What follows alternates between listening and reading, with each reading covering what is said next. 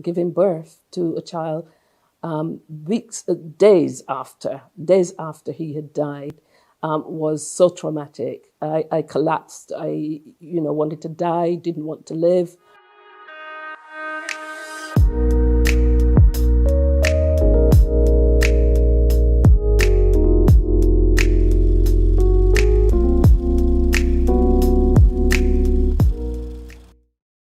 My name is Dr. Lynda Ince-Greenaway, and this is my journey. I'm from Barbados in the West Indies. I had a very happy childhood, but by the time I was 12 years old, my father died suddenly. And because he died suddenly and left my mum with 8 children, she had to think about what to do. And so she made the decision to come to England, and she left 5 of us behind. We were left with a stranger. And during this time, she was very cruel and unkind to us. My mum worked really hard. She was a very industrious person. And within a year, she brought us up to England, all 5 of us. I faced racism and discrimination when I came here. It was a time when Black people were not accepted. People didn't want to sit next to you. They didn't want to shake your hand. They didn't want to say hello. And it was tough. It was really hard to make it. When I was 19 years old, I met my husband, who was called Michael Ince, and he was slightly older than I was, but we just fell in love. He had a dream to become a police officer, and I encouraged him to do that, and he became the second Black police officer in the Metropolitan Police.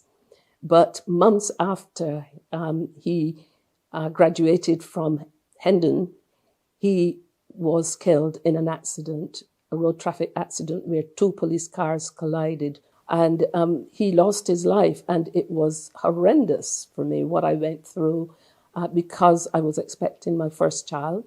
And the trauma of that, giving birth to a child days after he had died, was so traumatic. I collapsed. I wanted to die, didn't want to live. And I was totally on my own, apart from the help and support I then had from my family.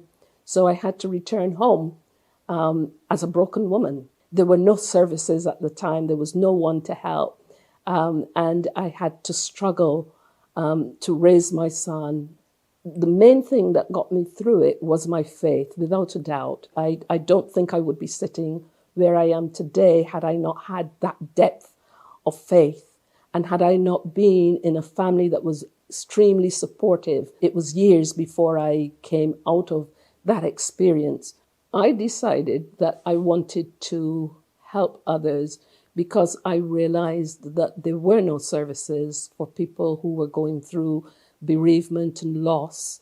And that was where I began to turn my life around. I started to study. When I went to apply for the social work course, they said to me, you need to go away and come back in a year. And so when I went back, I was so determined that I wanted to do it. I feel that I always had a spirit of generosity and a spirit of caring, and I wanted to care for others. And that's what my life work has been about. My life is just wonderful at the moment because after 47 years of singleness, I met my husband 4 years ago. And we got married, and it is a beautiful ending to my story. Well, it's not the ending. Although you may go through a tough time, never give up.